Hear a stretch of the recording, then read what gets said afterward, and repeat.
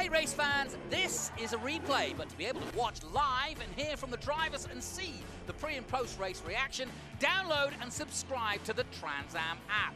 Available on both Android and iOS, this is the only place to watch the 2021 season of Trans Am live, with over 10 hours of coverage each and every weekend. Live timing, results and news, as well as pre and post interviews, as our global live stream takes you to the heart of the action. To subscribe, download the Trans Am app or scan the QR code to be part of the fastest growing series in America. Subscriptions for the race weekend are just $9.99 and $59.99 for a full season. So come and join us for the 2021 season on the Trans Am app, the only way to see the races live and get your muscle car media.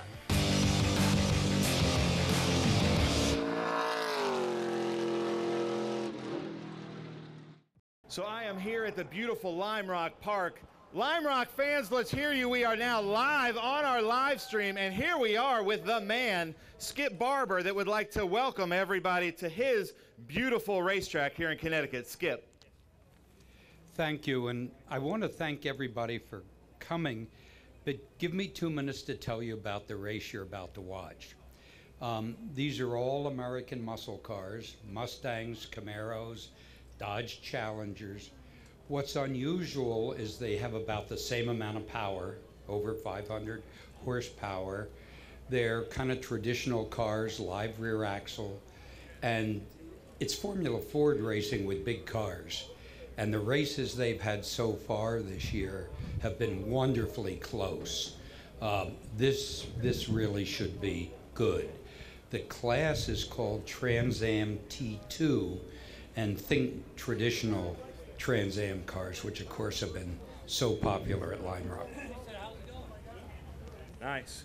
Well, Skip, before you go, welcome everybody to your beautiful Lime Rock Park, and tell us about the improvements that you've made.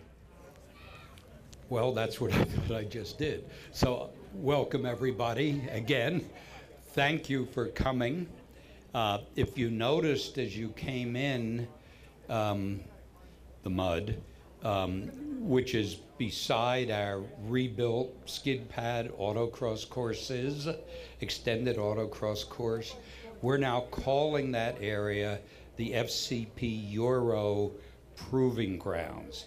They have joined us as a partner, as a significant sponsor, and by midsummer, if you're camping here, by the IMSA race, that will be grass, not mud. And by the end of the year, when it gets curbs and painted curbs, it'll look like a little Formula One track. That's the plan. I love it. I love it. Skip Barber, thank you, everybody. We're going to come out here and do a little bit of the fan walk for everybody. One of the cars that we're going to point out, Tony, if you can come around here, we've got Adrian Lostovsky. And Adrian told me a great story. Where is Adrian? He's giving away some T-shirts right now, but he had a buddy just last weekend he's racing in honor of right here, AMT Motorsport number 265, who had an incident at New Jersey Motorsports Park just last weekend, and Adrian was actually the first on the scene, so he's going to be racing for him. Then we're going to walk down here through this group of cars, because you guys have been here, you've seen the conditions here this weekend. They have not been ideal, correct? But these guys are out here fighting for it, and starting about here with Edward Savajian, it's a really mixed group of cars because everybody was trying to do their best to get the right setup. Now, going by the rules, everybody has their Pirelli that I've seen, their Pirelli P0 slicks on. They qualified in rain tires with different setups, so now everybody's on their slicks, and they can do that per the rules. They've got brand new Pirelli P0s, which should last all 100 miles. But now we're going to go talk to some of the fans. You want to talk to some of the fans? This dude right here. You don't want to talk, huh? I'll talk. Tell us who you're rooting for, and how many times have you been to Lime Rock Park? I've been here about 10 years, and not really sure who I'm rooting for. I like the young kid on the end. Evan Slater, right, is out here rooting for. 15 years old, new to the Trans Am series, Evan Slater from New England, I believe New Hampshire. This is his first time in a TA2 car. He's usually in the SCCA Sports Racers. All right, you guys, look at you. You look like a bunch of racing fans. You've got your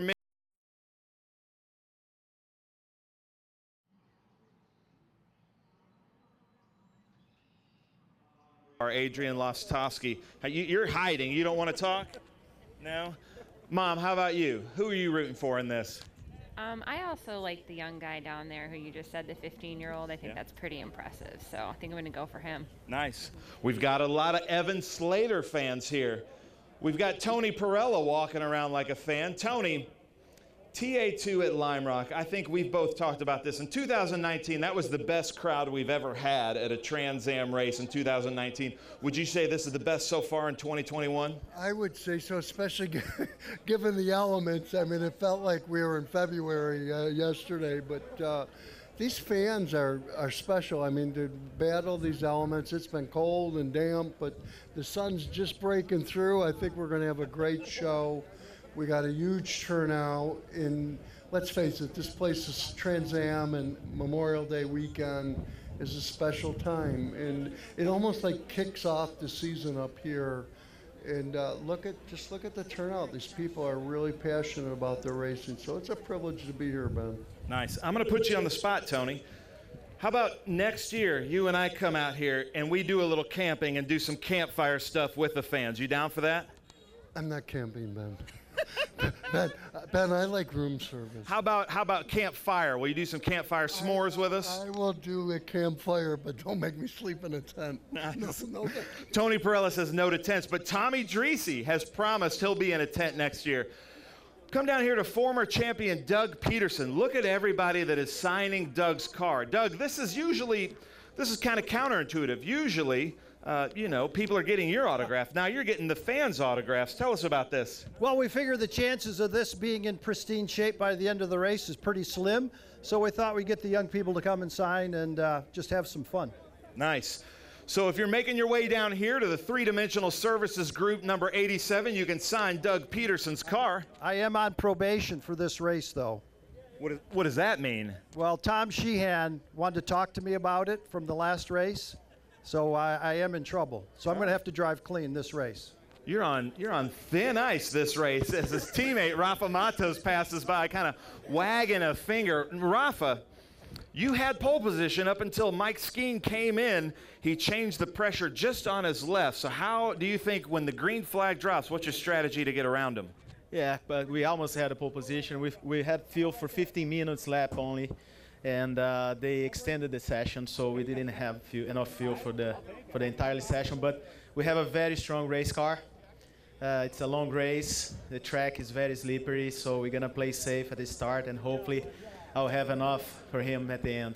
Nice. I love it. Rafa Matos, he was telling me earlier, he's kind of new to Lime Rock Park, but loves all the fans. So Rafa Matos' car is right down here. We'll kind of move up if you don't mind, Tony. Here we are, Thomas Merrill. Thomas Merrill won the race in 2019, the last time that we were here. He is disappointed by his starting position here this year. Thomas, tell us what you're going to do to get up ahead. Well, I'm going to move forward.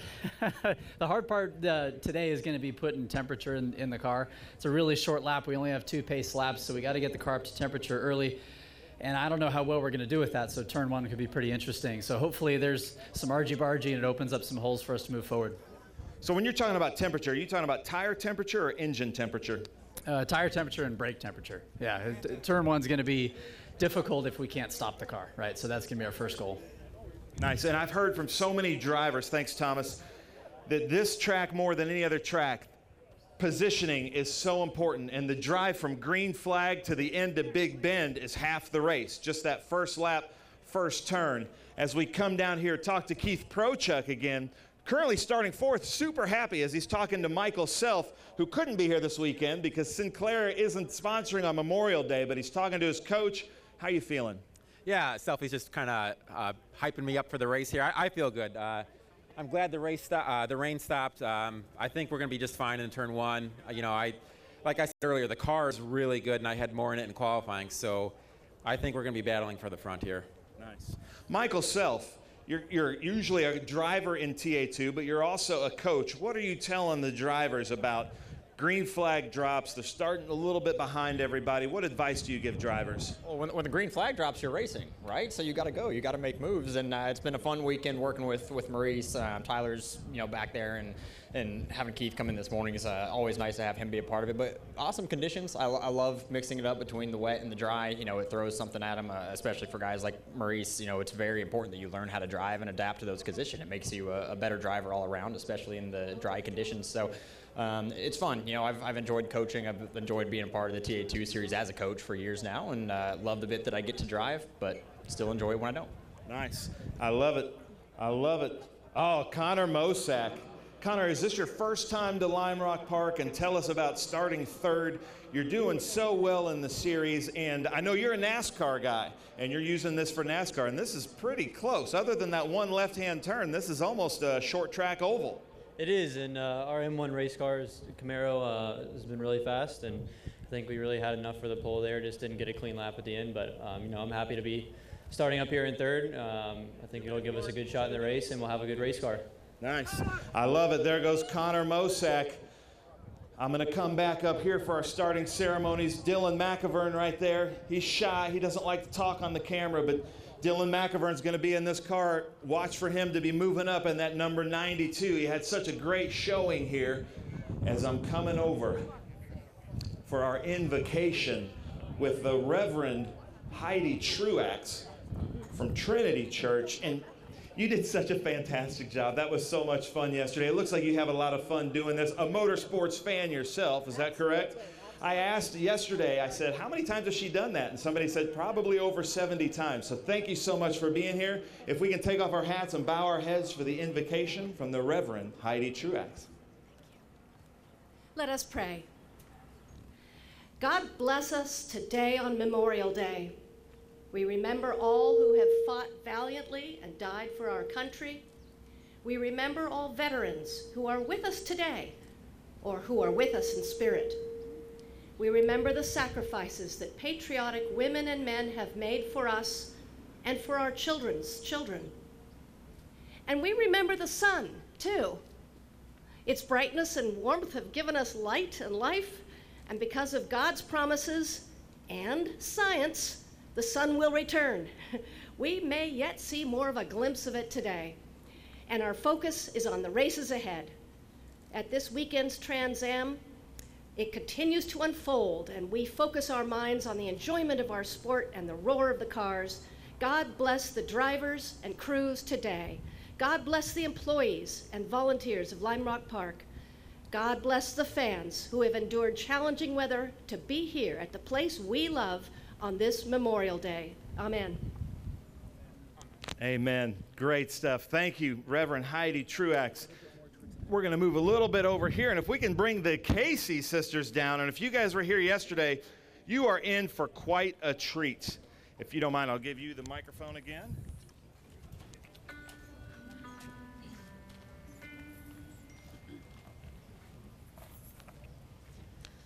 Oh, say, can you see by the dawn's early light what so proudly we hailed at the twilight's last gleaming, whose broad stripes and bright stars through the perilous fight o'er the ramparts we watched were so gallantly streaming, and the rocket's red glare, the bombs bursting in air, gave proof through the night that our flag was still there. Oh, say does that star-spangled banner yet wave o'er the land of the free, free, and the home of the brave, of the brave.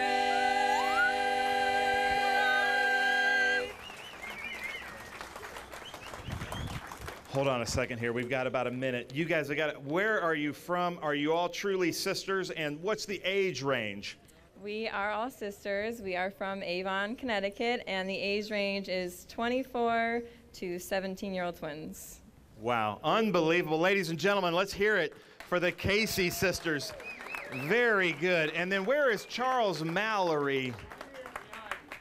All right, Charles, we've got just a few seconds. You're about to say the most famous words in motorsports, but tell us about the Greenwich Hospitality Group. We love good food and good rests at night. A good night's sleep and good food is what we do.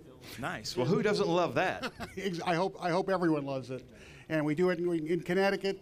First and foremost is where we started. And we're very excited about being involved with Lime Rock, I can tell you that. But that's as a car fan, racing fan, since I was 6 years old. Nice. I love it. Charles Mallory, I'm going to have to come back to you because I just got word from our grid marshal. We need about 2 minutes for everybody. So, Skip, I'm going to come back to you if you don't mind. Come on over here. So tell us about this FCP Euro that you're involved with. They are an online seller of European car parts, almost all OEM parts. What's unique is they guarantee everything. You buy synthetic oil from them, change your own oil, you can take the oil back, and then they use that oil to heat their building. They are going to be a very big partner of ours and a really good sponsor. You'll see a lot of them here on the IMSA weekend. It's a Connecticut company. It's a terrific company, and we are really happy to have them as a partner. Nice. I love it. All right, we're going to come back now to Charles Mallory, CEO of the Greenwich Hospitality Group, for the most famous words in motorsports. Take it away, Charles. Drivers, it is my great pleasure to ask of you to start your engines. Nice. I love it. Well, Jonathan, Adam, Ernie, I'm going to send it back up to you guys up in the booth. Thank you very much. Great stuff, Ben Sissel, as always, to light up the TA2 grid and give us all the info and excitement of that grid. I'm delighted to be joined by our 7-time TA champion, Ernie Francis Jr., and of course, once again, Adam Andretti. Both have been down on the grid getting some gossip for us as these cars roll away from the grid right in front of us.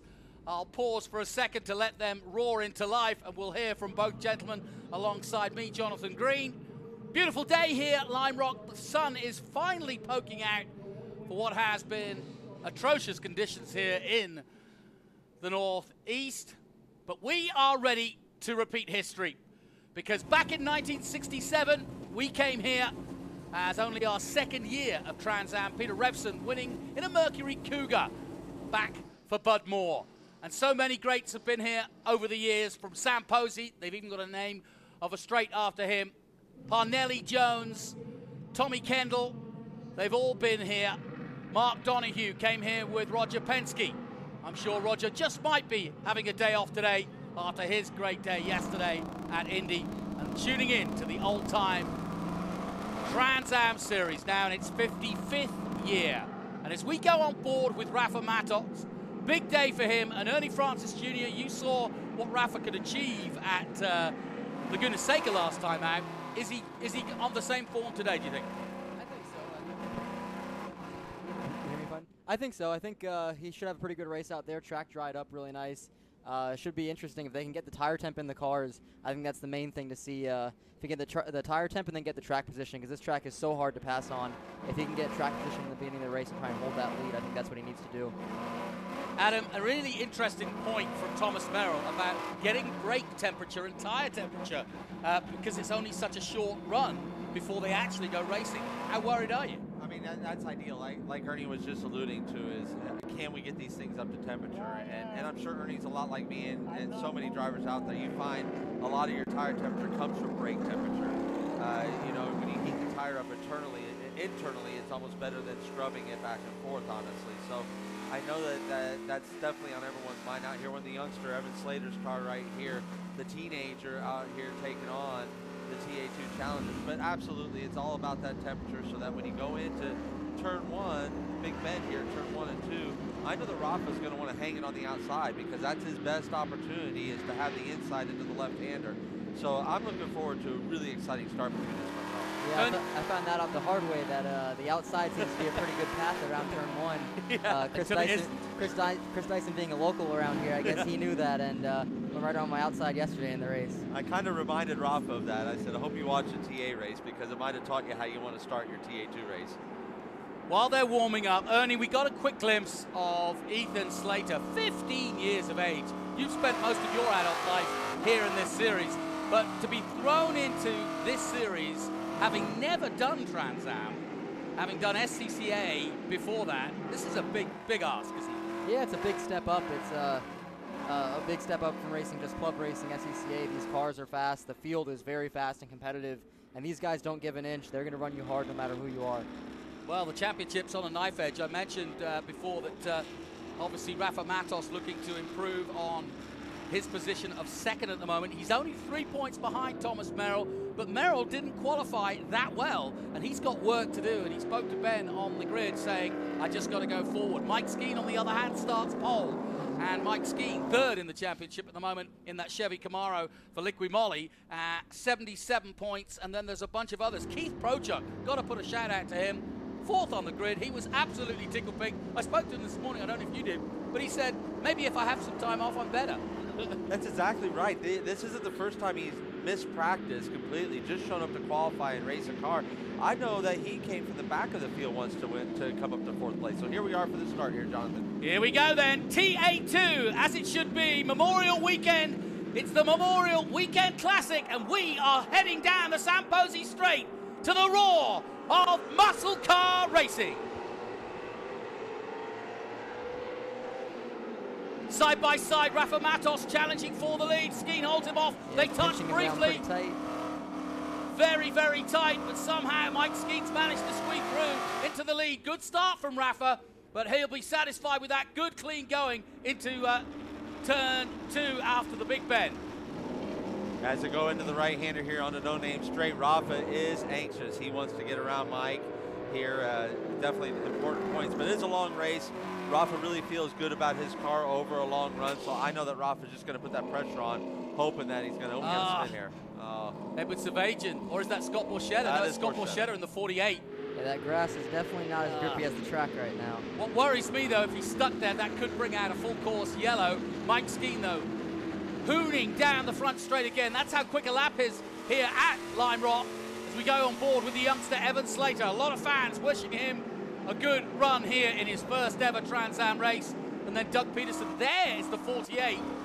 Hung out to dry on the outside of the track. Well, that might bring out a yellow where he's at. It will. Very vulnerable position that he's in there. It's a very fast approach to that. So, and he looked stuck. I mean, he was spinning the wheels there.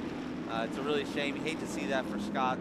You hate for your race to go by that early for something as simple as on the start there. So we were talking earlier. There's no way. It's so wet. We've had what 3 or 4 inches of rain in the last 24 hours. Yep, full course yellow. And it is a full course yellow. So fair enough.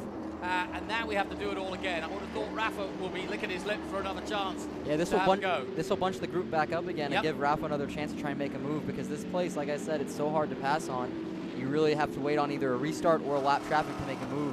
So this will be another chance for him to try and make a move, or the guys behind him to get by him. Well, let me ask both of you, have got experience here. Where do you try to pass? Turn 1, brake zone, you could try and get it in there. You can try and stick it around the outside or stick it up the inside of turn 1, and then into turn 2.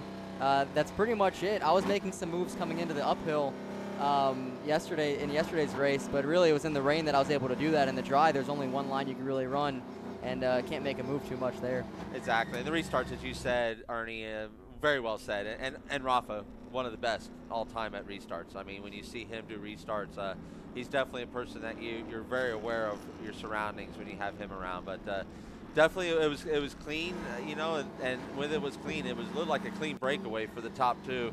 And then the next 2 were in line with Connor Mosak and Keith Prochuk, and they were kind of in those 2 little groups there. But Misha seemed to make a pretty good step forward, and Thomas Merrill up to 6th already, so that's pretty good. And this is good news because we don't need a truck out to go and get him now. He's managed to get out of the largely soaked grass has Scott Borchetta, and that'll be disappointing. Scott's been doing a lot of racing this weekend in the historic SBRA groups. Got 2 cars, in fact, out in SBRA, and of course is running in TA2 as well. So this car that Evan Slater's in, if it looks familiar, that is the car Franklin Futrell won in Road Atlanta. So it's definitely a worthy car, and Evan, I believe, is a worthy driver, has a lot of cars to fight through. I went and talked to the youngster beforehand and reminded him what a long race this is and compared to club racing, and to just let this kind of patience thing happen, and that cautions happen kind of frequently, more frequently in TA2. So hopefully he's taking in some of that strategy, but I'm looking forward to him having a nice day here with us in TA2. Yeah, Ernie, me and Adam were talking yesterday. The thing about Lime Rock, it seems to me, with such a short lap, less than a minute, you're working all the time. There is no respite. I mean, you were coming back through, siding through yesterday, but I bet you didn't have time to catch your breath, did you? Yeah, there's no time to rest around this place. You're running in green flag with no traffic ahead of you. You're just constantly into turns. And then every 2 or 3 laps, you're running into lap traffic again. You're having to make passes, trying to figure out how you're going to get by. So it's just constantly working at it. It's like a short track, and you're just going at it from start to end. Well, it's a good experience for your SRX stuff coming up, right? You know, yeah, it's a good thing, you know, you're doing this right before your first event coming up. I believe that's June 6th, right? Is that the first one? June 12th, up in Connecticut again. I'm over at Stafford. Oh, right so, on. yeah, going to be in the same state. Hopefully the weather's a little bit better for us than what it was this weekend. You were doing some of the most magnificent 4-wheel slides yesterday coming through the field. It was phenomenal to watch. So you keep up that kind of car control. That SRX thing is going to be great. Restart here, Jonathan. Here we go then. The safety car about to pull out of the way again as they hit the Sam Posey straight one more time. Skeen has it all to do now because he knows Rafa's coming, and coming hard because the temperature in the brakes is perfect now. Rafa looks to the inside this time. Somebody going into the pits, one of the Berryman cars, but it is going to be Mike Skeen who holds them off. Everybody holding position. Oh, Merrill spinning around. Oh, no. Thomas Merrill, our championship leader, and he's taking Savagian with him. Oh, please don't get stuck. You know, we just saw this with same exact spot. But same spot, yeah. And oh, he's got a fire, and he's going to be around and good to go again. Now, we've seen Thomas Merrill drive super inspired like at Sebring and come back through a field. Yeah, he did. He spun at 3 at Sebring. He got a tap from behind and then siped his way through the whole field, including on the last corner to overtake Matos for the win. Exactly. So it's not counting Thomas Merrill out just yet, just because we got almost an hour left of this race, and I know that he's going to mount a comeback for sure. Doug Peterson didn't do any of the practice. It was Adam Ancredi who set the car up literally for him in the wet, and Peterson's had one dry session, and that was qualifying this morning, but he looked really good. He looked fresh as a daisy, didn't he? Oh, he looked incredible, and this race team did a fantastic job. Really, all I had to do was be the monkey that steered the wheel, and they put out a great race car. The contact between the 9. Yeah, Merrill was really the cause of that, wasn't he? It looks like Merrill and Keith Prochuk, got together there. Yeah. So there's won't Evan be a great actually won't be great talking back at the team because of that. No, that'll be a rough ride home. Yeah, definitely. On that one, you know, for sure. And I know, we know Keith didn't mean to do that. I think that was probably maybe even cold tires or cold brakes that might have caused that. Any guess on what Evan Slater came in for then? That's a good question. I would have no idea other than, you know, maybe possibly a vibration. Might have thought that he punctured a tire, something along those lines. You know, sometimes you can pick up, as Ernie will know, you pick up some clatter on the tires, and you really think you got a puncture or something too. Sometimes you need to ride that out a little bit and see if it is indeed some scrub on the tire, or if you have actually air going out. This race starting to settle down now. Still an hour to go, and the 2 Lagasse boys side by side almost in 3rd and 4th place. And at the moment, it's Mike Skeen, Rafa Matos, Connor Mosak just holding off Dylan McAvern. McAvern jumping into the seat as a local man. Got runner-up here 2 years ago in 2019. So Dylan knows exactly what to do here as we go back on board with Doug Peterson. That Doug right there doing a great job holding his position, his qualifying spot in 8th place. Right there behind Adrian Wasklowski. Oh no, actually Misha Goikberg is where they got him scored, but it didn't look like that on track. Up here at the front again. Matos just right there pressuring Skeen, making sure that Skeen can't relax a bit. Something I know this kid Ernie likes to do. Yeah, I was running behind Andy Lally for a while there trying to pressure him. Do you know why Scott Lagasse decided not to run? You know, I think it was a business decision with Dylan McIvern. You know, Okay. this is a track that Dylan gets around really, really well. So it's really a smart move on Scott's part to put someone of Dylan's skill level inside that car. And it's showing right here, him and Connor in third and fourth, just doing their own thing. Look like they're cooperating with each other just to hunt down those top two there. Yeah, and it makes sense for the 92. Scott Lagasse currently in 18th position. That's not where we're used to seeing him. First real glimpse of the number 5. That is of Tyler Casera. And Tyler's looking for a good race here. He had one good clean session and then one bad session. He was running in the top 5 in the dry session and then just went backwards and didn't really put his finger on it, but said now in race trim he's happy to get going and really take it to them. So we will look forward to seeing him come through, currently in 6th place as we look back at the 87 of Doug Peterson. Yeah, Doug Peterson in a heated up battle here with Rhett Barku in that Dodge, the one and only Dodge out there. So this ought to be a good battle between that three-dimensional services Ford Mustang and that really cool General Lee painted up Dodge Challenger that's out there with. I think I read somewhere Rhett Barku is also attempting Lime Rock for the first time. So we've got some complete novices out there in many ways, but we've got some massive experience in the likes of Doug Peterson, Mike Skeen, and several others, obviously. Misha Goikerberg's had a few rounds here as well, I'm sure. What do you think, Ernie? A great weekend to have your first weekend at Lime Rock, right? Yeah, definitely. A bunch of rain, barely any dry practice, and then the race in the dry. Kind of learning every lap. Luckily, they get a lot of laps around here. Short track and a lot of time. Absolutely. That's why it's such a great place to do a driving school at, like what Ernie just alluded to. You get so many laps here in a short amount of time that they can really work on your skill and your abilities here. So it's a fantastic place. We love Lime Rock. Yeah, there's our first real glimpse of the all-orange Rhett Barku, as you mentioned, in that classic colours. He's running in 10th position behind Doug Peterson. Well, he's almost inside the back. Oh, he turns round! Doug Peterson, commentators blight on Peterson, because just as soon as I mentioned the fact that he's all over the back of him, he actually touched and took Peterson out. Now, can Peterson get out of the mud and mire? I do believe the stewards are going to take a look at that one. That seemed I think so. That seemed to be. They did hand out a rule bulletin after what happened at Laguna and on how they're going to handle this situation. That's probably going to be a drive-through penalty, unfortunately, for Rhett Barku. A little bit of impatience is going to cost him dearly for a pretty good run that he was building up for himself. Got a feel for Peterson because he was having a good run, given the amount of time he's had here at Lime Rock. Flew in over the weekend, was on holiday, and got in last minute, effectively. But the field's starting to spread out now, and I'm sure a few of them wouldn't mind a caution now. Certainly this man, the championship leader, Thomas Merrill, and a lot of work to do from 12th at the moment. He's got Stephen Lustig. He's got a few drivers he should overtake fairly quickly, but it's going to get harder as he gets into the top 8. But I'll turn to a man who's tried this yesterday. How hard is it? Honestly, I think it was a lot easier for me being it was in the rain out there. Guys were going a little bit slower. I can just make a move and slide my car right through. Once it's dried up, everybody's going so fast around here. It's real hard to make a move, real hard to get a pass done. He needs a caution to try and get the passes done that he needs to, but I think he has really good pace right now. He's running times that are as fast as the top 3. So given a caution, I think he can work his way through. Good battle here also in the midfield with the number 9. Yeah, what a battle for 5th here with Keith Prochurk and he got Prochurk and he got Tyler Casera and he got Misha Kochberg. So this is a battle. This one is to be for the ages. None of these drivers like to give an inch. I know Keith is looking for a great run here. He's definitely after. I know he really wants his first TA2 podium. He told me down there on the grid that maybe this is his day. So I know he's not going to give an inch to this. So this is going to be a great battle for 5th. Yeah, Misha Goikerberg, one of the busiest men in motorsport. I saw him at IMSA a couple of weeks ago at Mid-Ohio. He's always, every weekend, he's in some car somewhere, is Misha. He loves his racing, and so he remains very sharp, although he doesn't do necessarily the whole season. But whenever he jumps in Trans Am, he is quick. Blaze Side is a really great operation. BC Race Cars, they put out a great product, and Blaze is one of the paddock's favorite people to be around for sure, for good reason. On board with Adrian here.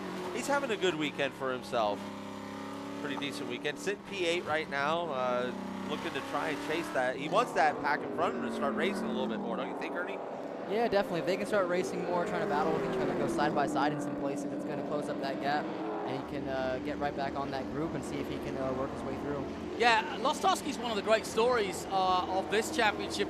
This is his first year in Trans Am TA2, the toughest of the lot in many ways. and yet he was the runner-up in SGT last year, so he's jumped into these big, powerful monsters, and is doing a heck of a job, to be fair.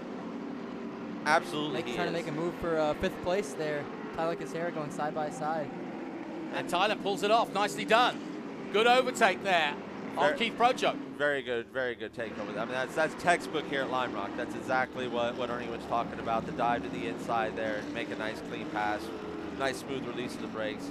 And also back to Adrian, he's racing in honor of his buddy Mark Petronas, who was just injured last Sunday in a wreck. That he was the first one on scene with the fire and was able to extinguish the fire to extract him for the car. So our thoughts are out to Mark there, and get well soon, buddy. Yeah, no kidding. To go on board with Lostowski, and yeah, like I said, good story for him. Learning his way in TA2. Oh, the dreaded traffic of Lime Rock. I know, it's getting heavy out there, isn't it?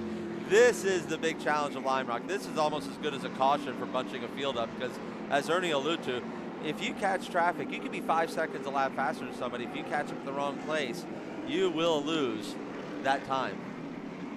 This is good racing, though. Prochuk won't give up, quite rightly. Yeah, it's all about where you catch the traffic at. If you can get by him in a pretty clean place, you'll be set. But if you get stuck behind him, like where these guys are right now, through turns 3, 4, and 5, you're stuck behind him for the whole rest of the lap. Exactly, and boy, what a challenge that is. And we're seeing this right here, right up front. Here's your leader. Mike Skeen, the first time we've seen him in a while, but he's got a good gap of 1.2 seconds, but now starting to hit that traffic. Rafa doing the same. Rafa scything his way through. Bad place. Kind of ruins his run down the long straight. I know that was something Rafa and I were really working hard on in practice, is trying to time traffic to work out a strategy for him in this race, because we knew so much of this race was going to come down to traffic. And basically the strategy, as you know, Ernie, is you got to go. Like, you just have to take the chances. Yeah, you can't wait. You got to try and make the move. Yeah. And these guys aren't really leaving the door open for you, so you got to try and work your way around and make it happen. It almost makes you look crazy a little bit, the moves that you have to make. But that's Lime Rock, and that's why the fans show up to see this. It's great stuff. Doug Peterson has rejoined. He's currently in 16th position, and nothing untoward to the car from that spin-off, but he's okay, but got some work to do. A little further up the field, you just saw Morris Hull, of course, former boss to Rafa Matos last year. Rafa coming back to the team he won the championship with in 2018, and I think he's got the bit between his teeth right now, probably channeling his inner Helio Castro Neves, who got his 4th Indy 500 win, the Brazilian, yesterday. Matos, I'm sure, pretty inspired by that. Oh, I could tell you, I can confirm he's inspired by it. We were watching the Indy 500 together in the Peterson hauler, and he immediately picked up his phone and sent Helio a text message in Portuguese. So I actually had to have him translate for me, so I made sure that I wasn't being talked bad about, you know. Okay, yeah. Without me no, I'm just teasing. No, he did it. I love the way Uncle Mario gave the kiss to Helio yesterday. Yeah, right. I mean, it was a beautiful sign of affection, that's for sure. And really proud of the man. But what a great race here. Again, this fight for position between Connor Mosack, the team cars. That's that sketchy traffic. Oh, yeah, boy. Tight place to pass right there. Whoa. Really hard to make it through. That could it's have really, gone it's really a wrong. one-lane road right there. It really is. And look, it's let him put it through. That definitely gave Dylan the run. And I just got word that Keith Porchuk, position number 7 out there, he has no brake lights. He might have to come in and get that fixed. It's a really tough situation. Had that same thing happen to me 2 years ago at Road Atlanta. Had to come in and kind of ruined our race, and really frustrating when something like that lets you down. Well, I guess rules-wise, you have to have those brake lights working, because both it's off-putting, but also by the rules you have to have them working. Yes, it's become, I know that it was definitely brought to the attention of the stewards during the drivers' meeting in TA2. I wasn't in the one for TA, but in TA2 I was. And it was brought to the attention of the stewards there that brake lights seem to be getting a little bit faded or faint or disappear altogether on some cars. So I know that they're keeping a close eye on that. So it doesn't surprise me that that would have got caught. It's great to hear Lostowski just feathering the throttle as he goes through, and that's the game here, isn't it? You're kind of just, you want to be powerful, but you don't want to be too quick. There's those lights we were talking about on Prochuk's car, and they are not lighting up. At least they weren't at that moment anyway. Let's have a look as we look on board now from Lostowski. They might just be very hard to see. Yeah, very hard to tell right now. And that could be the thing too. They got to be highly visible. Or maybe he's just not braking. Well, we'll see if those lights work now. He comes over the start-finish down towards Big Bend, and I don't see any lights lighting up. No, it looked like he went in there flat out, and we know he didn't. So I agree. I don't see any brake lights there, which that'd be a shame. Like Ernie said, you don't you hate the little things like that to get in the way of your race. So it's pretty intense out there at Lime Rock Park. Memorial Day weekend, as it should be here at Lime Rock every year. We've had 2 years waiting. 2019 was a bumper year, and we obviously with COVID had to miss a year, but we're back. We're delighted to see the fans who have come in their throngs once again to this fantastic historical circuit. Well, it's funny, Jonathan. I was down there on the grid and I was trying to get some dirt, and the only thing every driver wanted to talk about, and it was fantastic, was the fans are back. Yeah. You know, the grid walk is back, and the fans are around, and we're all celebrating being here together on Memorial Day and celebrating why it's possible for us to be here on Memorial Day. It was quite emotional. I was at COTA last week with fans, with NASCAR, and again, you know, you forget just how much a part fans are and how much they make the event, and you know, genuinely so. And I'm sure as a racing driver, you want those guys there all the time, right? Yeah, this is one of my favorite events to come to because of the fans that are all out here. I mean, we saw it on Saturday. It was the pouring rain on the grid, and fans were still out there doing the fan walk, still trying to come up to us, trying to get autographs, trying to just see the drivers out there. And that's just true dedication that the fans have. Well, Mike Skeen, we haven't seen a lot of him, but he's doing a great job out front. His best lap of 52.6 on lap 10. It's now lap 20. We've got, drama! That's a left front. That at least looks.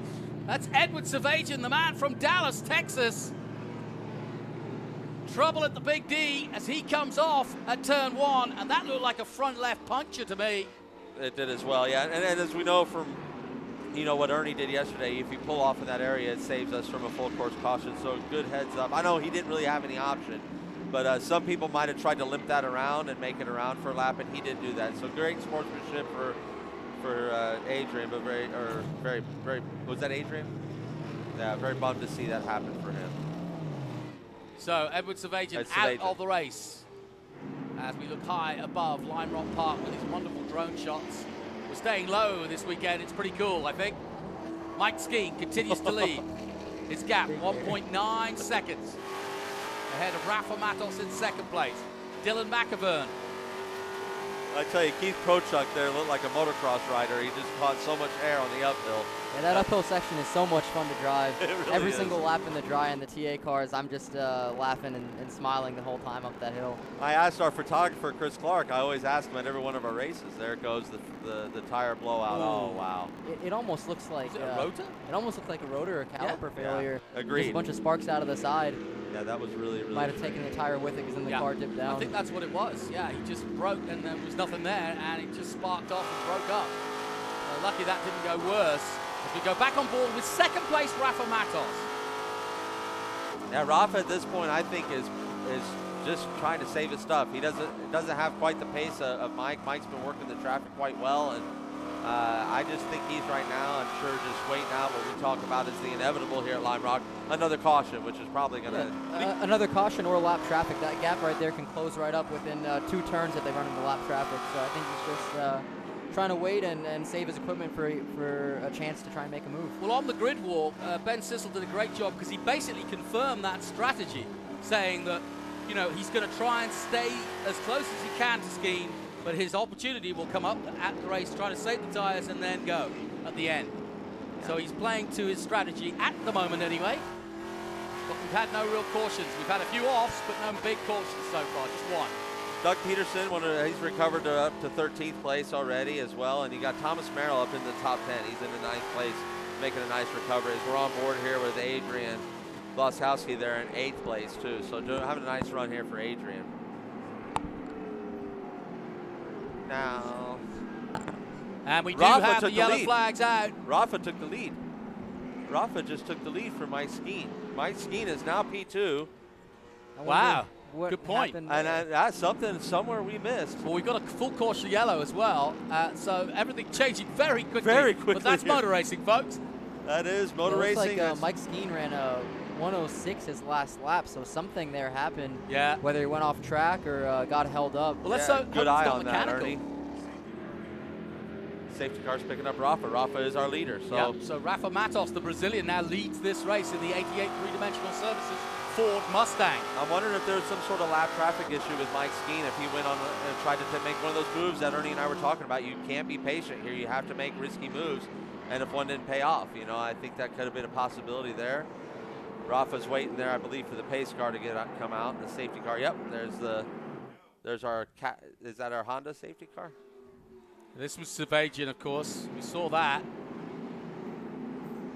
I don't believe that would be the reason for a full course, but I don't see any other reason for a full course because Mike Skeen's still making laps. He's holding in second, so I don't think he's off the track, stuck somewhere. All right, let's take a look at what happened.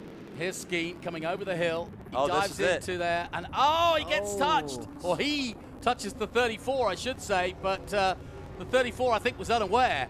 Just like we were saying, lap traffic, you got to try and make those moves. And if the guys that you're coming up on don't see you for that last second when you dive in there, you know, you have contact, and it's really easy to go off around this place. You were out with Mike Skeen earlier in the weekend. It's not easy to see because you were going side by side. Yeah. But that was definitely... And I don't think this is the first time the 34 car has been in contact with a faster car and doing the exact same thing, driving to the apex completely unaware. One of the things as a slower car, I love when people are out here because not everyone's fast right out of the box, right? I can appreciate learning the craft and getting the laps. But when you are and you know you're off pace, before you turn into a corner, you need to check those mirrors and make sure that you're not affecting, because that was really effective to Mike Skeen's race. So unfortunately there, but I know Ernie's been given a little bit of news here. Evan Slater had to come in to fix a transponder. That was his issue and why he had to come in. So yeah, another tough break there, just something you can't control, something so simple that that kind of ruins your day, ruins your race. Right. So again, I hate that for Mike. I think lap cars definitely, when the blue flags are up, especially get in the mirrors. If you know you're off pace, it's important to be in your mirrors. I think every race driver would definitely support that theory. So lap 26, 40 minutes to go. Mike Skeen has lost the lead to Rafa Matos. Dylan McIvern's in the hunt. We're under caution at the moment. Connor Mosak's there. Tyler Casera up to 5th. Mitch Goikberg in 6th position and Keith Project 7th. Lostowski in 8th position. And that's rounded out by Thomas Merrill 9th and Rhett Barco in 10th position. I definitely keep your eye on Thomas Merrill. Yeah. This caution bunched the whole field back up. This will be his chance to try and make some moves happen, try and get up towards the front. If he can get back into that top 5 and sit there for the rest of the race and try and make a move. Well, he's got time, hasn't he? And don't look now, but the spoiler and the Lime Rock, one of the Lime Rock Masters here, Dylan McIvern, a local boy. I mean, he is right there in 3rd. He is in a great race car prepared by Scott Lagasse Racing. Those M1 chassis, they're definitely a worthy, more than worthy chassis in TA2, and this is definitely heating up to be a really good mid-race battle for us to watch here on this restart. Doug Peterson's back up to 13th position, having been down in 16th after that off. It certainly doesn't hurt, right, with this caution for people like Doug Peterson and Thomas Merrill. I think Ernie brought up too is Thomas got a great break here to come back up here and work his magic through the field even more. And this caution even helped out Mike Skeen. Had that off with the lap traffic car, right, and able to bunch him right back on the back of Rafa again. If he can try and make a pass happen and get back to the lead, he can do that. Ernie, I think I asked you this question about, great, under caution at least you can relax and you can catch your breath back. And you said, no way, I'm moving the steering wheel harder physically than I would be if I wasn't racing, because you're trying to keep temperature, you're actually getting hotter because you're going slower. This is not a fun time for a racing driver. Yeah, the adrenaline kind of cools off when you get under caution and you start to realize, well, the car's pretty hot. You realize how stressful a situation you are right now, especially for some of these guys in the front. Mike Skeen's probably pretty frustrated after that incident with the lap traffic, so he's trying to calm himself down and get ready for this restart. And Rafa, he's looking to try and just take off and get out. If you're Rafa, you hated the caution because you had a nice lead. If you're everyone else, you're like, yes, a caution. We're in this thing, and we can get in the fight. But yes, to the point physically, from a physical standpoint, yeah, absolutely despise a caution. The air quits moving through the car. Like Ernie said, you're working almost harder than just by running the laps because you're doing this by keeping temperature up. Let's head down to the grid where Ben is with Joe Stevens of Stevens Miller Racing. So here I am with Joe Stevens. Joe, it's such a tight track. Mike was leading the race, got caught up in lap traffic. What's he saying on the radio? Yeah, unfortunately, Mike Skeen got into Patrick Paul on the last turn onto the straightaway. We presented ourselves early. We were wheel to wheel with them. Patrick may not have saw him. I can't say for him. It's unfortunate for both cars. Patrick turned in as if Mike wasn't there well before the center of the turn, and they hit wheel to wheel. and they both went off the track. We did lose the toe out of the left front, so the car is not steering as designed and as set up, which is really going to hurt us because all we're doing is turning right here at Lime Rock Park. But Mike says we still got a shot. We're going to try to get right on Rafa's tail at the restart and fight for this win. Nice, and you can see Patrick Paul is down there, so we might have done some damage to Patrick Paul. New to the series, so that's unfortunate for Patrick Paul, but I'm going to send it back up to the booth. Thanks, Joe. Good work, Ben. Thank you so much. Gentlemen, you're both drivers. How would that affect you if you were Mike Skeen, do you think? I think the main thing is just trying to calm back down again. Yep. It's a long race. You got a lot of time. Try not to let it bother you too much. You think about it, and it's going to frustrate you, and you're just not going to drive the way you need to. Exactly, and if you have an ill-handling car because of a bent toe link, you know, you're only going to exasperate it by overdriving the car and heating up the tire that doesn't want to be heated up.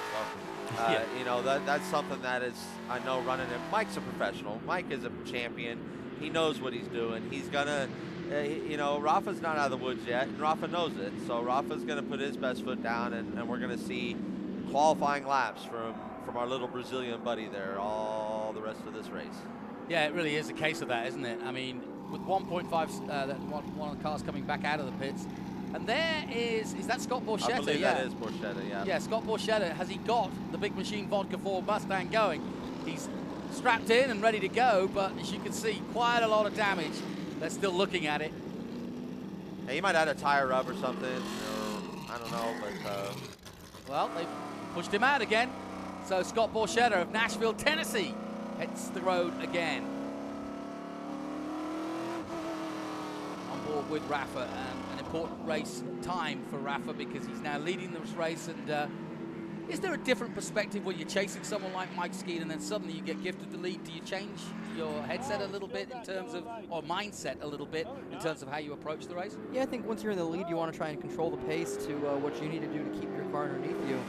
You don't want to burn off the equipment before the end of the race. I think Rafa's going to try to hold the pace where he can keep a gap to the guys behind him in case there is some lap traffic that he gets slowed down in, but he also wants to conserve his car enough that he has something to fight with at the end. Yeah, and I think Mike is probably, when you have a bent toe link, Mike right now is probably looking more in his mirror than he is looking in front of him. Yeah, fair point. You know, I think he's right now concerned because he's got two cats behind him. Damage control. He has to try to hold the position he has and collect what points he can for the championship. Leaving Lime Rock with as many as he can. So, do we do one more lap? I think we do. No, the pace car's coming off, and we are racing again here at Lime Rock Park. Away they go. Good defensive driving from Rafa. Yeah, lap traffic did a good job getting out of the way there, too, to free it up for everyone that has actually a dog in this fight. That was great to see. Evan Slater in fourth position at the moment, at least on the road. No, he's down there in P17, so he'd be one of those that would be a lap down. So yeah, he did a good job of making sure that he didn't get in the way of these racers. And that's a skill set in its own. And this is the time now for this youngster to glue onto the back of this fast group and see what he's got. Yeah, exactly. No harm, no foul if he's not slowing anybody down. But it is a double-edged sword because he doesn't want to get in the way of the race itself. But like you say, he's got the pace to kind of stick with the leaders if he can. Rafa away, Skeen second. Here's the 92. We haven't mentioned too much of Dylan McAvern. We said he's a track expert. And as you say, he's motivated to try and get a win here at home. He's such a talented kid, and you love being around Dylan and his whole family, and I believe his dad Dave is here, and it's just a fun group. And you can see, look at, he is chomping at the bit, inside, outside, showing Mike each way. And it shows like this damage journey is getting to Mike maybe a little bit up in the front. Yeah, he definitely doesn't seem to have the pace as much to be right on the back of Rafa. Seems to be trying to just control what he can and hold the position he has. Well, you mentioned Dylan McAvern's father, David. Yeah, he did one Trans Am race right here at Lime Rock in 1989. So there's a bit of a family thing going on as well. So we wish up the 2019 runner-up here at Lime Rock all the best as he tries to take on our 2021 field. On board with Peterson again, trying to haul his way back up to the front. Peterson currently in 13th. He's behind Stephen Lustig and Tommy Sheehan. Well, in fact, it's Tommy Sheehan. You can see the old yellow as they come under the bridge, the Haggerty Bridge, and downhill one more time. Yeah, I believe there you go. So this could turn out to be another exciting race between Doug Peterson and Tom Sheehan. Let's see how that really pans out. It'd be nice to see it come out clean, hopefully, and that'd be a nice one. Well, Borchetta has returned to the track in 18th position. And as you can see, 19 Paul is out, Savagin likewise, and Rafa Matos leads this race high above. Adrian here riding on board with him. He's still hanging tough in the top 10 here. You can see Thomas Merrill trying to get by his teammate there. Looks like he's going to let him by coming in the uphill. And you know, that could have been one of those things too, is Keith's also a team player, knows Thomas is in this thing for the championship, and make life easier on your buddy there in the tent next to you, even though it got a little dicey earlier, right, with a little bit of contact. So that might have been a little apology from Keith to Thomas. Let me ask you a question, boys. You often talk about managing the machine underneath you. You said it earlier, Ernie.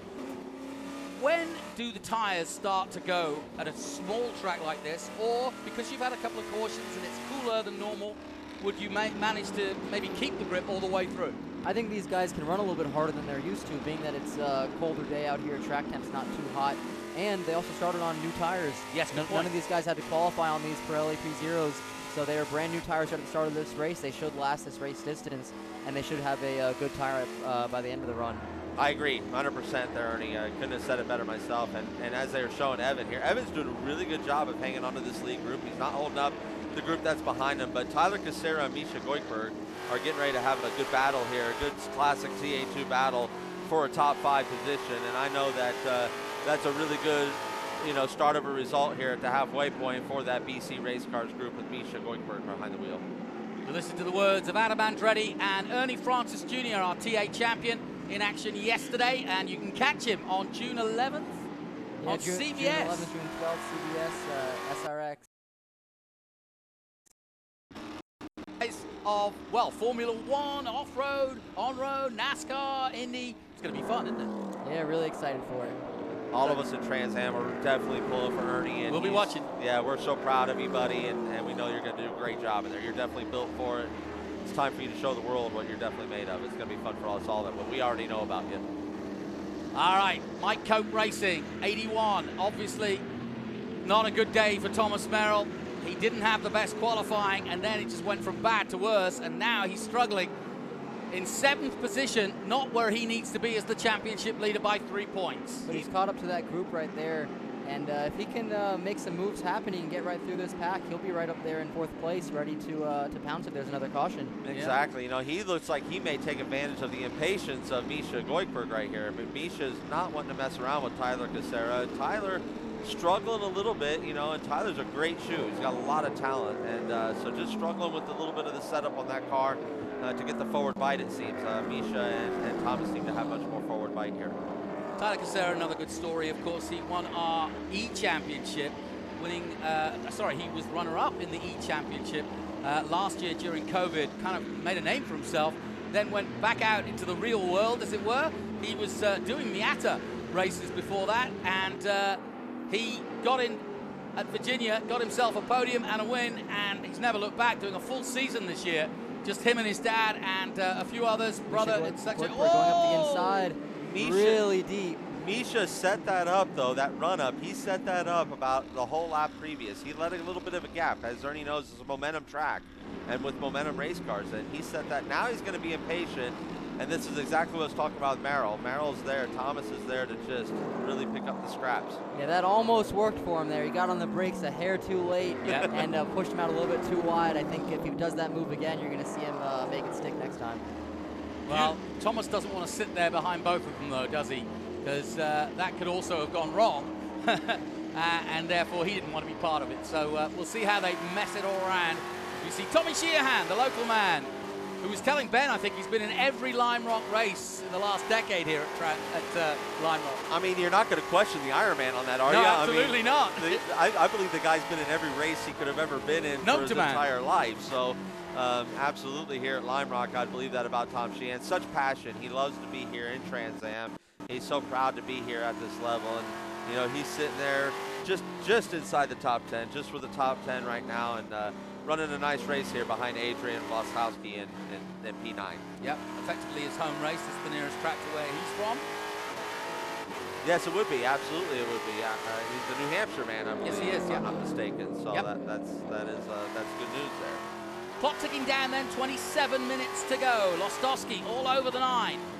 Oh, this is going to be a good move into West Bend, and Keith gave him the room. Look at that. Not every day that you'll find someone that'll want to give you that room, and it shows you really if you let someone on the inside of West Bend, you can carry some momentum on the outside, and it's not the end of your day. Good point.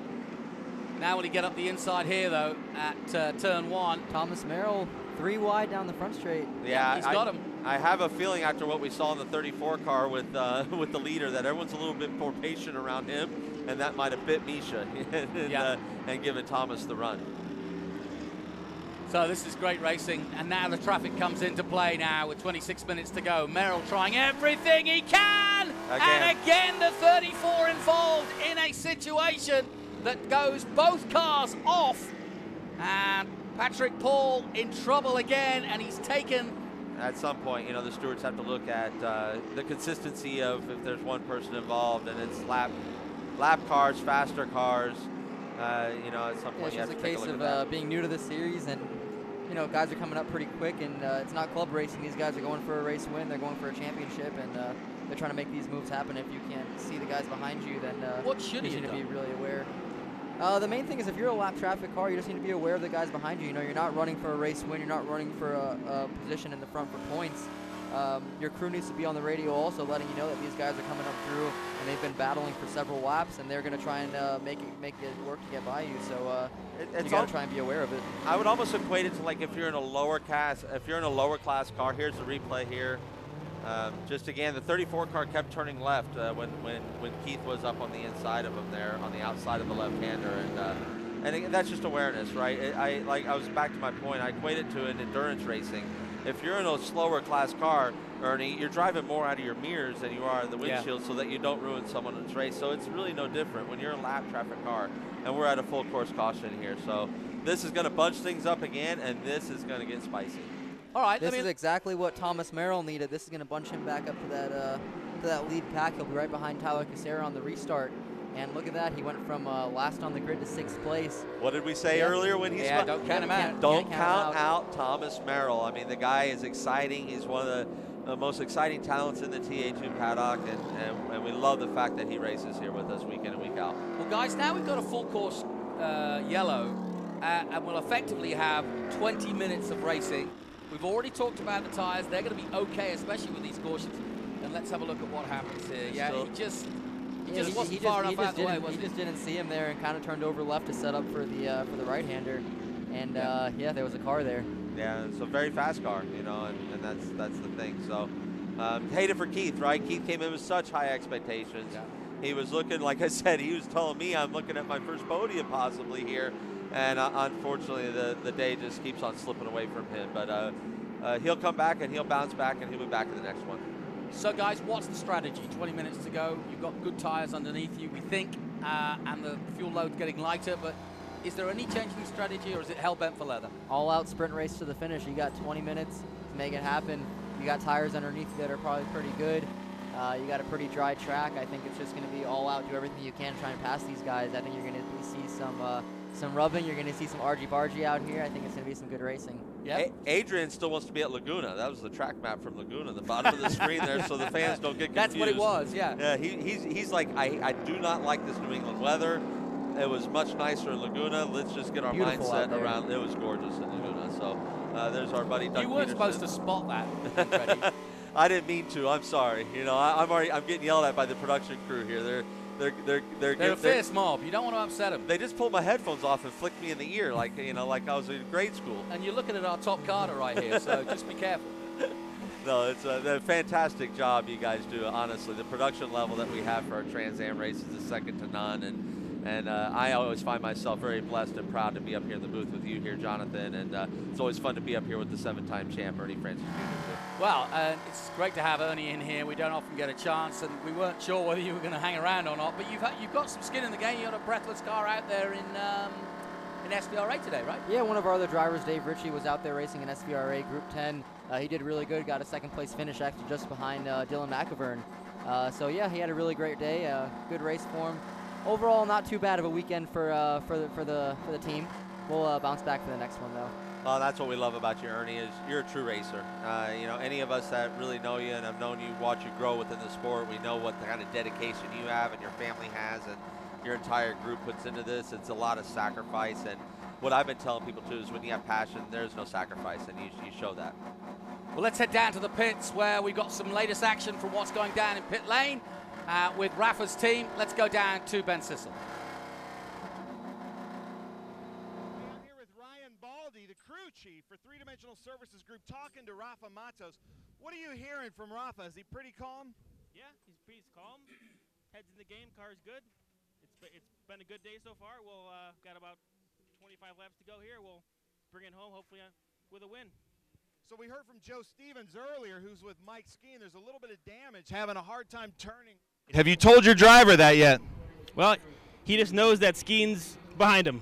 Yeah. That's all he needs to know. But then Dylan McIvern's on a charge, so you're going to tell him as little as you can?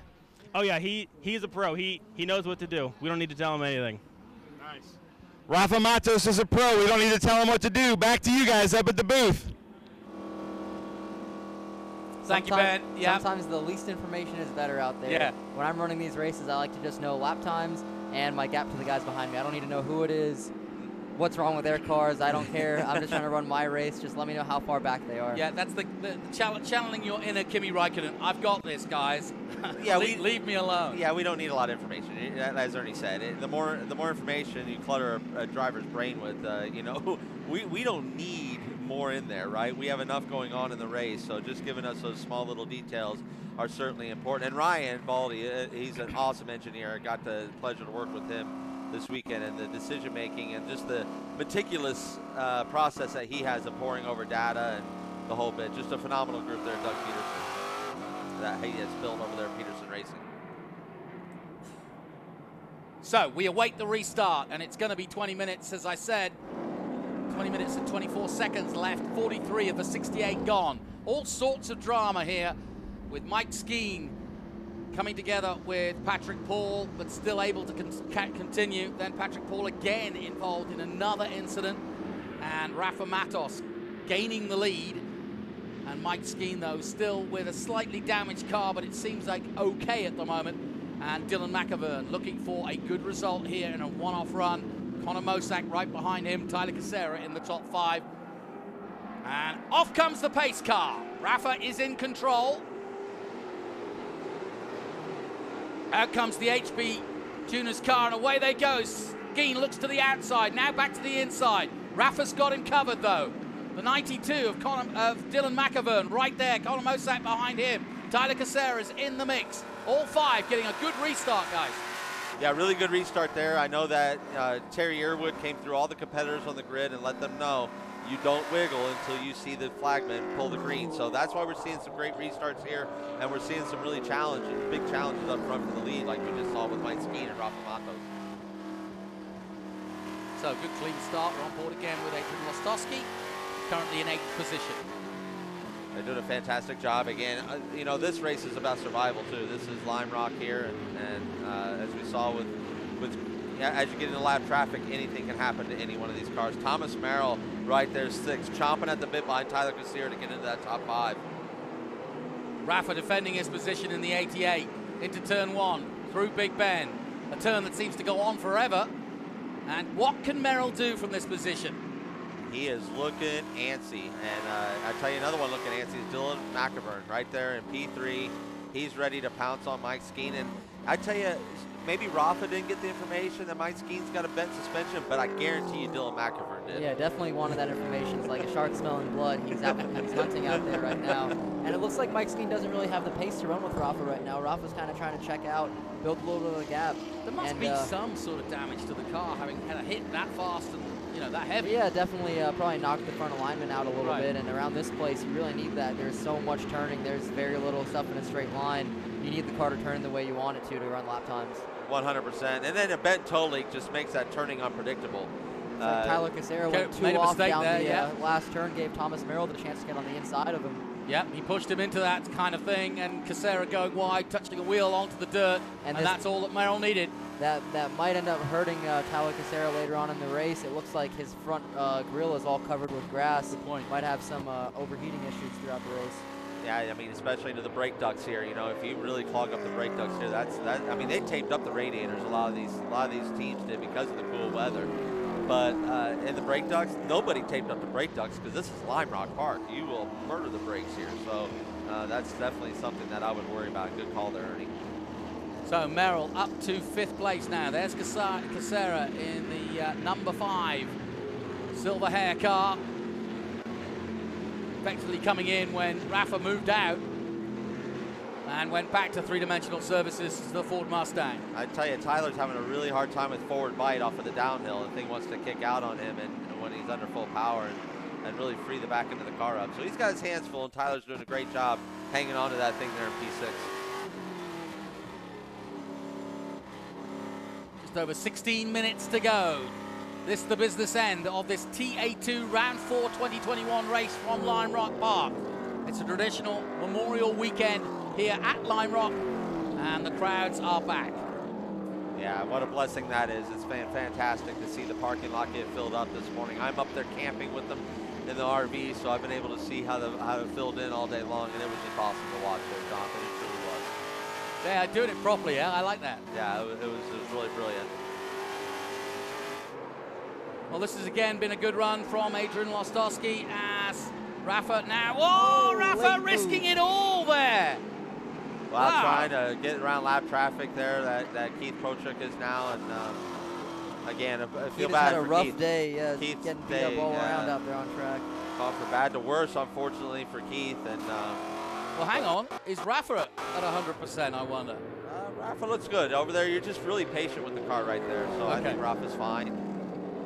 He's going to definitely feel the car out and make sure that there's no issue, but I don't think that was hard enough impact to make any changes to the car. But risky stuff, huh? Definitely risky, and like we talked about, that's the game at Lime Rock. You have to take those chances to get a donut or two on the car to make sure that you don't, you don't lose that gap that you worked so hard to gain. Yeah, and here we're going to see what everybody has. If Rafa has something left in the tank, try and pull out a lap to pull that gap out again, or if Mike Skeen's going to try to reel him in.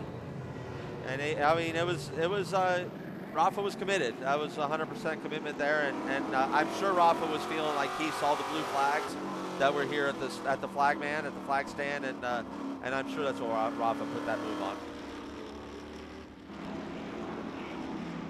Rafa Matos looking for back-to-back wins.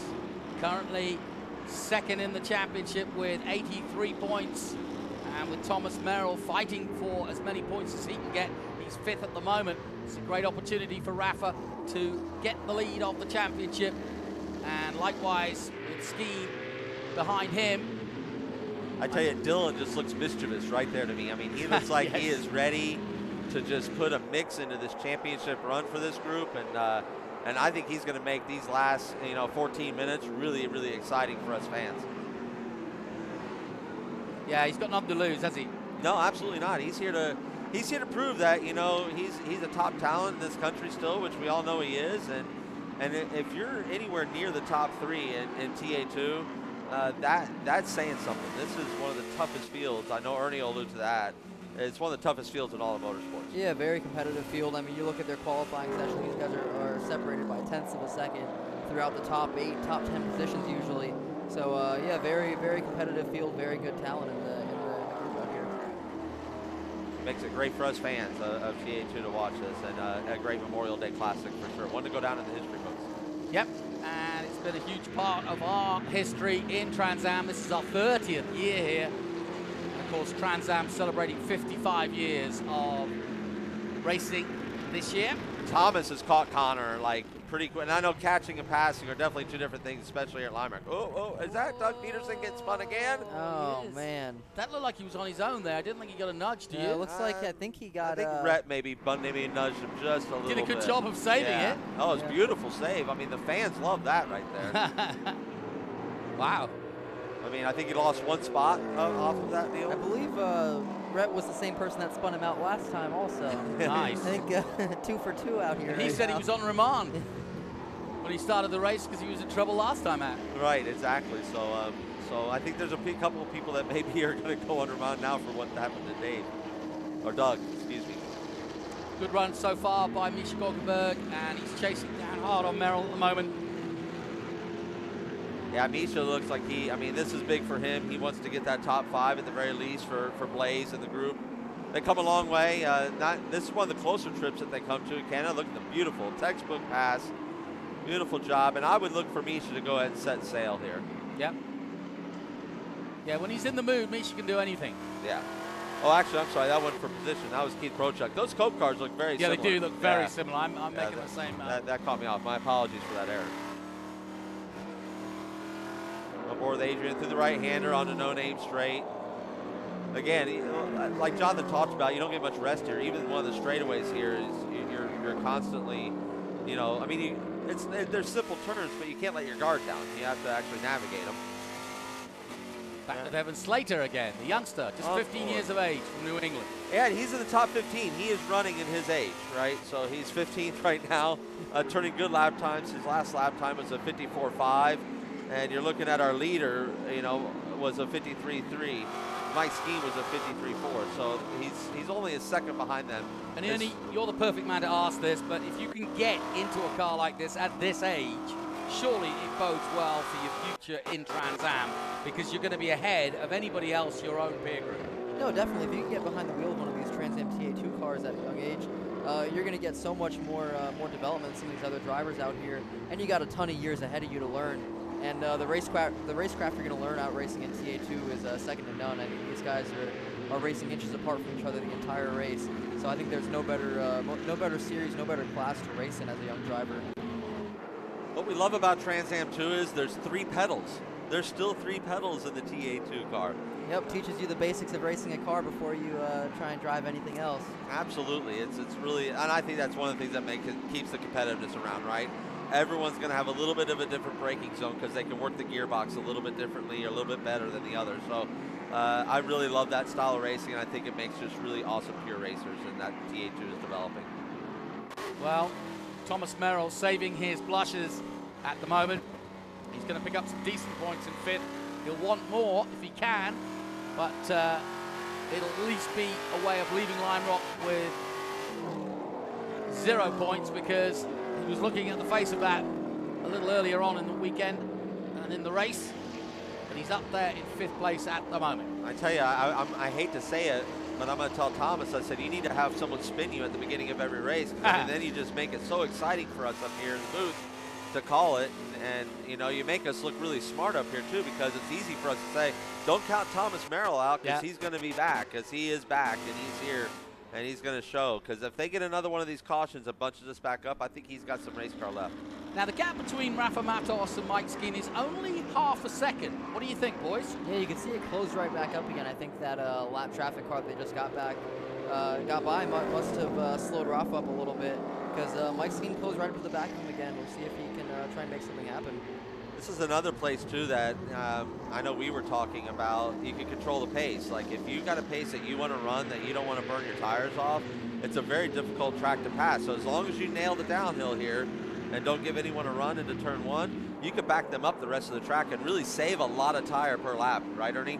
Yeah, that's a key thing around this track, is that you can control the pace as much as you want.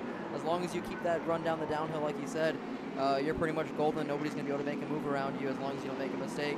And that's what Rafa's trying to do right now, is just run a perfect race, just run the line every single lap, hit all his marks, and just try to run a perfect 8 minutes to finish off this race. Well, we saw David Pintarik do that with Chris Dyson yesterday for quite a few laps. He was in the lead, or ahead of the leader, Chris Dyson, and Chris just couldn't get past him. You mean fastest car on the track by a half a second, and you'll be stuck behind that car because this place is just such a challenge. And you can be a half a second faster than them everywhere else, but the downhill, they're just as quick or a little bit quicker than you, and you've got nothing. You have nowhere else that you can actually make that pass really safely. A high percentage move, as the stewards like to call it when they talk to us drivers, as a high percentage or a low percentage move. Yeah. Well, Merrill's about to make a high percentage move, I'm pretty sure, on Connor Mosack before the end of this race is over. You can see the body language of the car. He's trying to be as quick as he can through the turns. Yeah, his team is definitely on the radio letting him know there's 8 minutes left.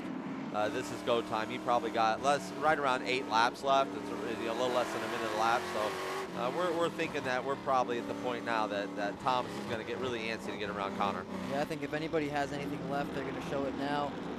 Not much time left in this race, so time to go. Yeah, right now a caution would basically put us to a green-white checkered finish. You know, the promise Tony Perella made all his Trans Am fans was that we're always going to finish under green. So if we got a caution now, that's what would happen, and which could be exciting for us as well. But let's not hope for that. Let's hope for this to go green to the end and a good, exciting finish for us.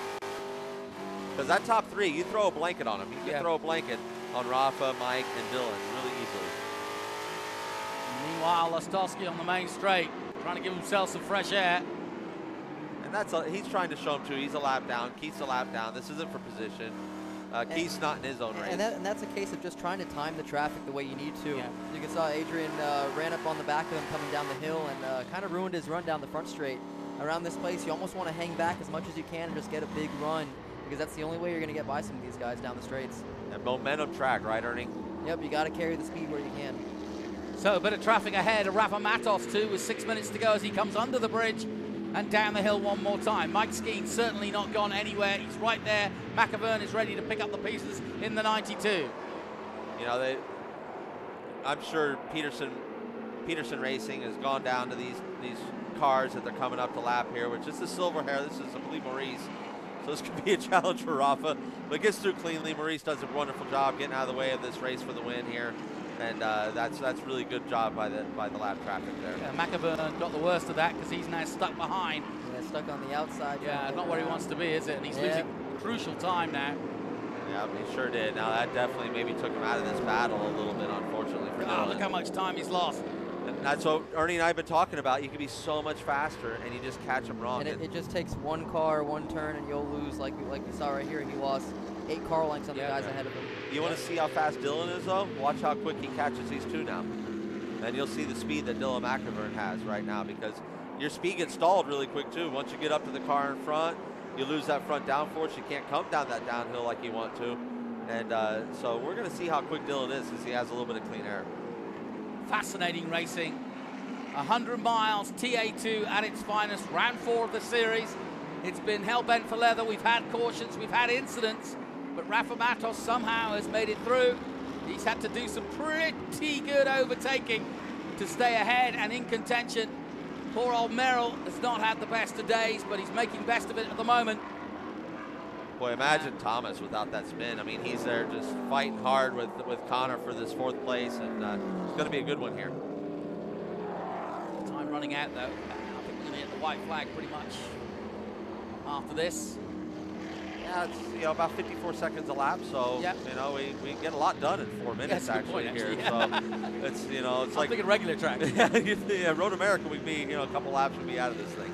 Yeah. But these two have quite a bit of a battle yet to go, and Thomas is just sitting there like chomping at the bit for the slightest mistake and looking for that run. But boy, Connor is doing a fantastic job. These are 2 different chassis too, an M1 chassis up against the Cope chassis. So 2 wonderful. How do they differ? I mean, everyone's got their different philosophies, so, it'd be hard telling with just me sitting here. You need Mike Cope sitting up here, and you would need Scott Lagasse to sit up here and really tell you the technicalities of those differences. I wouldn't be able to do it justice, honestly. All I know is they're both great race cars, and I've seen a lot of talent attracted to both of them wanting to drive them. It's crazy how cars can be built so different and still run the same lap times on the track. Right. Isn't that the coolest thing? I think that all the time about our series, especially in TA, right? Yeah, the cars are built so different. Some have sequential, some have H-pattern gearboxes. Chassis design is so different the way they work. Aero, power, and they all just seem to run the same. They'll run the same lap times and work the same around the track. They'll make it up in different places, but it's always crazy how it always equals out pretty much. Yeah, it's really cool. I think it's truly what makes Trans Am racing so great on every level. Is because of that. It really makes it a lot of fun. Continue to watch this battle for 6th place. So that's hurting Adrian right there, what I just saw, being on the rev limiter at the end of the front straightaway. That'll hurt an end of your run. That's your place to really dive and make the pass. You need a little bit of that gear. Yeah, and he's really been stuck behind Keith Korchak for a while there, trying to get by him. And it seems like Tyler Caceres behind Adrian now also, so I wonder how that move happened. I wonder if Caceres' car did overheat a little bit after going off track. Yeah, it very well could have. Very good eye, very good memory there too as well, Ernie. So just 2 minutes and 50 seconds now to go. Rafa Matos under massive pressure from Mike Skeen, and even more so than previous laps now as they dive into 1. Bouncing over the curbs, the Liqui Moly car. Camaro versus Mustang.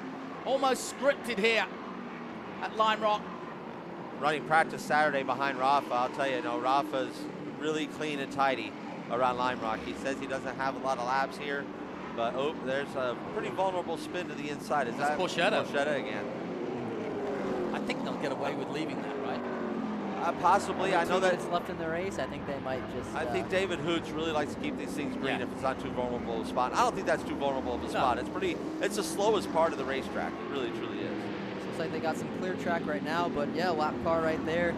Might see if it slows them up down the front straight. This is going to get interesting. Let's make a break for Skeen if he wants to win this race. Oh! And my word! Lap traffic again. Lap traffic, and Matos has gone back to third place now in a matter of inches. Oh, what a shame.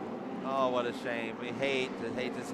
Ernie called it right there. Like we said, all it takes is one turn, one car. Oh, Ernie called that shot with the lap traffic. And I know, and then when I brought up blue flags, that was just the point that Rafa brought up in the drivers' meeting, was the blue flags and really paying attention to the blue flags, especially here at Lime Rock. And I mean, so unfortunate. I know. Oh, what a heartbreak. Oh, Rafa's going to be so upset.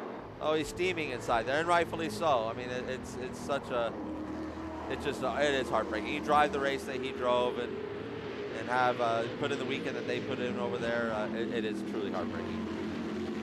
So a complete change of complexion to this race. Last time round, Rafa Matos was leading. Now he's third, and Mike Skeen is back into the lead, the pole man. Final lap then.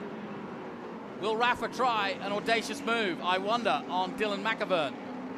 He might not be too smart to try because Dylan wants this bad too. Yeah, Dylan is so fast and clean around here. It would have to be a mistake. Oh.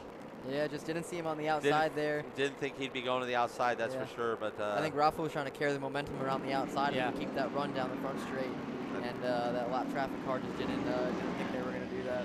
Yeah, we were talking about it was going to take. You're going to have to take chances out here. And it's so tough for a lap traffic car too because they can't just disappear. Right. They got to try and just pick a lane and hope that the leaders can get by them clean. And what do we always say as faster cars? What do we always want to just hold the line? Yeah, hold the line and let us find out. Yeah, and honestly, that would have been his line. Would have been to carry it out to the curb like that. And so he certainly wouldn't have been expecting Rafa on the outside. But to your point, Ernie, Rafa saw where he needed to keep his momentum to win this race, and that was just a racing deal. And absolutely hated for Rafa. Hated for Peterson Racing and Three Dimensional Services and what they put in this week. And that whole entire group of men and women worked so hard, as they all do there. Yeah, but what a race for Mike Skeen, getting spun out by lap traffic in the same turn where Rafa just got put off and coming back and very true. Now in the lead again, trying to win this race. Very, very true. Yeah, you forget that he came together with a 34 and spun right out of contention. Really thought his race was done. I thought he was spun out and out of this one. What a valiant effort with the bent toe link and all that going on with the front end, as we just discussed this. He's definitely adapted to the car and what it needed, didn't wear anything out, and he's going to take the win.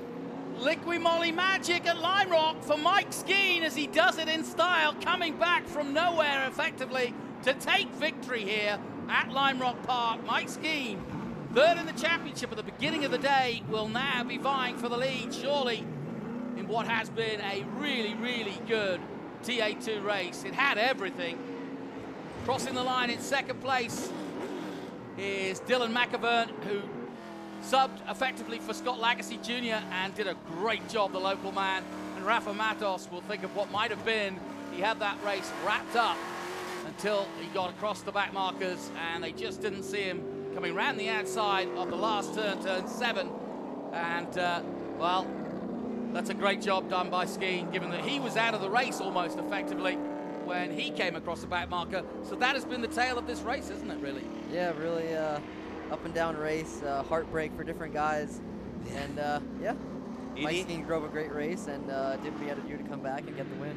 You obviously needed your bad luck to happen early in this one, and because everyone seemed to have something that they ran into. The only one that really I feel had a clean, super clean race was Dylan, who brought that thing home in second place. I mean, he's the king of second place here, Lime Rock, and I know he wants more. So yeah, he was there waiting. If that last turn had happened a little bit differently, he was ready to pounce for the win. Yeah, he's definitely have a lot to talk about here towards the end of the day for that. But But congratulations to Mike Skeen, Stevens Miller Racing, did a fantastic job. Mike Skeen had a glimmer in his eye, as he always does, right? He's almost robotic when he gets behind the wheel of the car, and he definitely put in one of those classic Mike Skeen performances here today at Lime Rock. All right, let's take a look at the highlights of that TA2 race, round 4 of the series, and it got off to a charging start for Mike Skeen, but wheel to wheel, nudging each other, Skeen just getting ahead of Rafa Matos at the start. Then, drama for the championship leader. Merrill goes out, as does Edward Savajian. Peterson gets spun around. Then, out goes the brake rotor, we think. But that was the moment of the race for Skeen. He came together with a back marker, Patrick Paul, and we thought that was it. Merrill making his way up with, again, the 34 Pro Chuck this time involved. And there's another spin with the same car for Peterson. He gets back, but it wasn't a lucky day for the three-dimensional services because Rafa was leading, and then he wasn't. It was all Mike Skeen at the end. Mike Skeen wins at Lime Rock Park.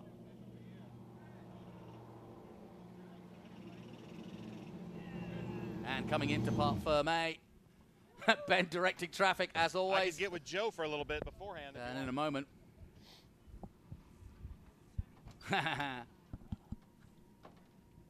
So let's head down to Ben because I know he's got Joe Stevens alongside him, and while Mike gets out, we can talk to Joe. Go for it, Ben. So here we are at Winner's Circle with Joe Stevens. Joe, I know this does a lot for the championship run. How was that for you? Man, what an intense race here at Lime Rock Park. This Memorial Day event is so special for everybody in attendance. It's hard not to get emotional. Great job from Stevens Miller Racing. Josh Stewart, who's the car chief on this car, did an excellent job start to finish. We led a lot of laps here. We unfortunately had a mishap, in the middle of that race, and that set us back. And I was unfortunate to hear that driver made contact with another car out there as well. But no injuries, so no real big deal. The car's okay. Rafa ran into trouble with lap traffic as well, and we came out on top. Sometimes that's just how it works. What a crazy race. I love this place.